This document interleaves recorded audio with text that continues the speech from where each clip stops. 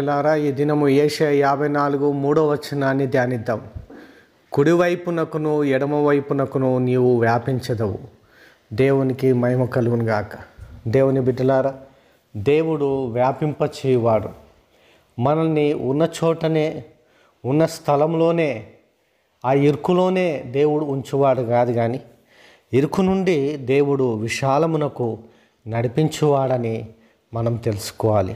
Israel జీవితంలో బానిసత్వం నుండి దేవుడు విడిపించి కనాను దేశమైన అద్భుతమైన దేశమునకు, విస్తారమైన దేశమునకు, పాలు తేనెలు ప్రవహించు దేశమునకు ఆయన నడిపించినాడు. అంతేకాకుండా వారిని అభివృద్ధిపరిచినట్టుగా మనం చూస్తూ ఉన్నాం. దేవుని బిడ్డలారా, దేవుడు మనల్ని కూడా ఇరుకులోనే దేవుడు ఉంచాడు, కానీ ఆ ఇరుకు నుండి దేవుడు విశాలమునకు నడిపిస్తాడని వాక్యము సెలవిస్తూ ఉంది.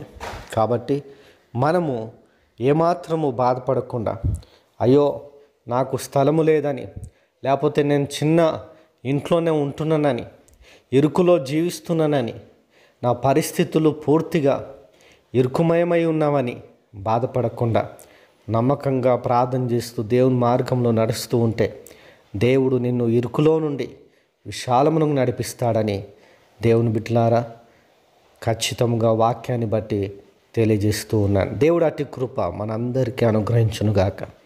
ఆమేన్.